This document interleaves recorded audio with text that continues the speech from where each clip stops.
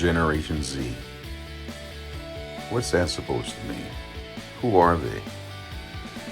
Well, here's some thoughts I've had. Greetings from a beautiful, wonderful day in the big island of my backyard. It's perfect weather here in Southern California, but anyways, I just want to share something that's been on my mind recently. One of the things that I noticed about a week ago as I was in a public setting, I was actually in the gym, and I happened to notice this young man with his shirt, because his shirt said something that kind of drew my attention. And what it said was that we're the class that stayed home. And I started to think about that guy, and I was just kind of looking at him, wondering what that meant. Then it dawned on me, this kid probably graduated last year in 2020 in the midst of all the lockdowns and the craziness. And so I kind of felt sad for him, because basically his life was put on hold there for a moment, as well as those that even currently here in California anyways, where schools are still shut down in our area. And I was thinking about that because I've noticed that there's been a rise in what they call the Generation Z, and that is the suicide rate is going up. And the reason being is they're kind of putting a finger upon the fact that the isolation of these forced lockdowns, which is unconstitutional. But anyways, it's causing these younger folks to be withdrawn, isolated, separated from their friends and the public setting. And so I know they probably have ways to get around that, but it's taking a toll on them. And so it says that the suicide is the number 2 cause of death right now, and it's surging. It's right behind automobile accidents, and so that should at least raise some concern for parents and members of the church that are looking out for the interests of the younger generation, because there's something wrong. There's something amiss here, and one of the factors in that is the social media, that whole how it's playing on their emotions. It's playing on their cravings for dopamine, which basically is triggered when they get a like on their post. That's the way these people that produce Instagram and Facebook and all these other things, they produced it with that kind of plan, that intent in mind, to make them stuck on their phones. And so you have a younger crowd that's grown up in the social media with all kinds of potential to be effective, but they've been lied to. And now you're seeing that I heard it was 1 in 6 are now claiming to be LBGT.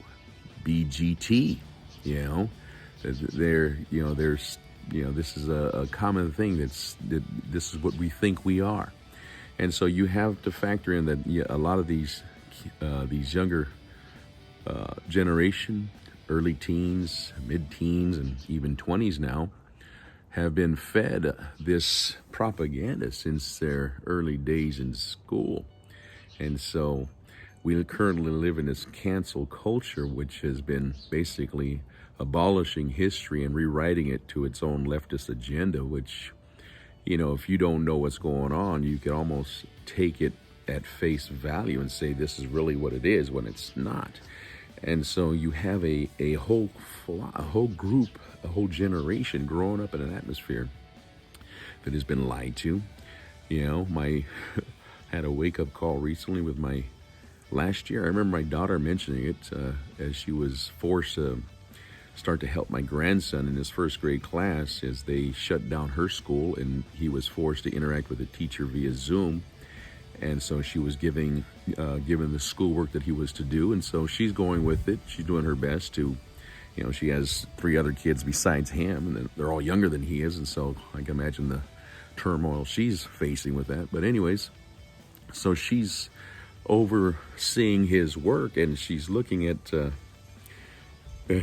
his frustration, and so she begins to interact with him. Come to find out, he even makes a statement to a first grade kid, says, "Mom, they're trying to confuse me. They're trying to trick me." And what it was is it was this Common Core math. And that Common Core math basically was saying the lesson is not important how you learn, it's more important how you feel about the answer. And so they are basically undermining truth. They're undermining, 1 + 1 = 2. It's how you feel the answer.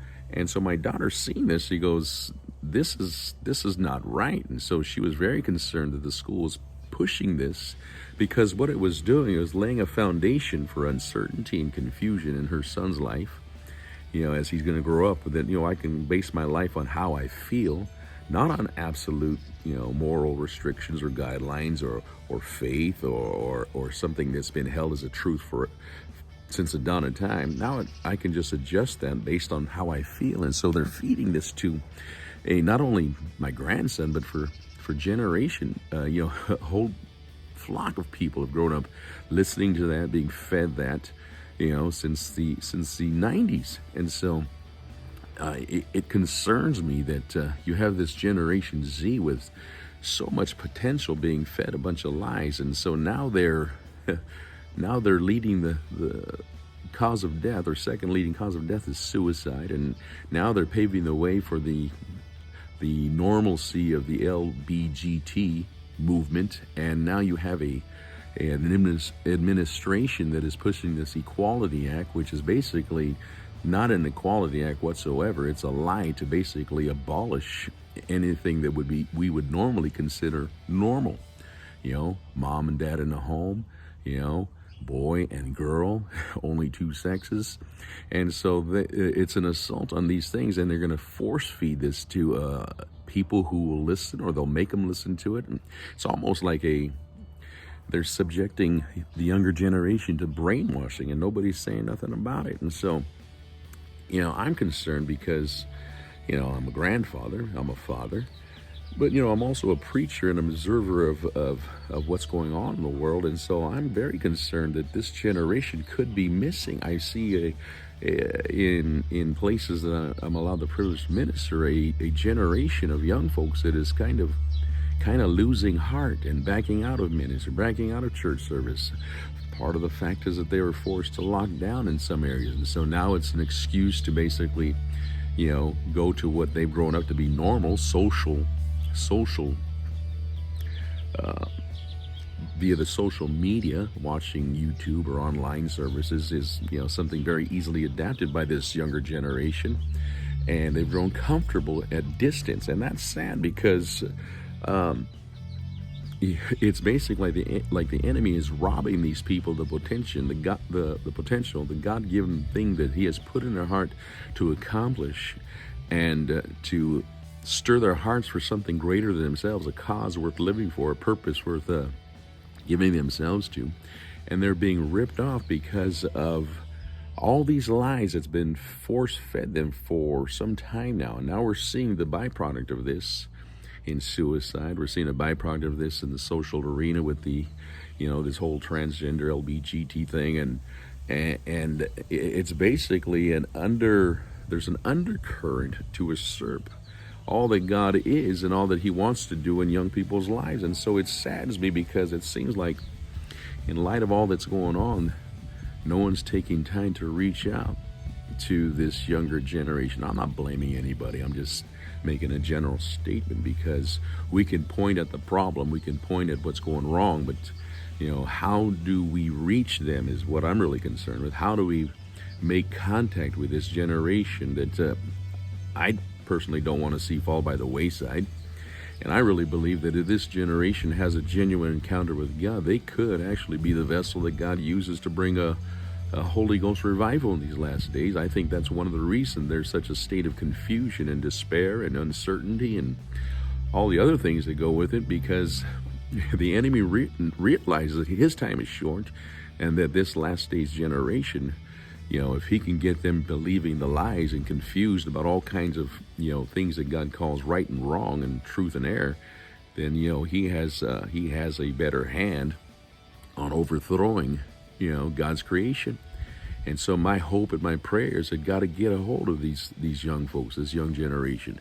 As I saw that young man, I saw a man also was kind of, he looked like he was a little bit in despair. He looked like he was, just living life, but with really no outside purpose. And so, I come off sometimes a little strange when I try to engage these people in conversation, but I don't care. because I'll take time and talk to them and try to reach out to them and pray with them. I've really been seeing a lot of openness among some young people lately, and so I'm praying that God would get a hold of them, praying that God would move upon them. You know, some of those church kids that grew up in church are no longer in church, that God would get a hold of them, but also the ones that are out and about.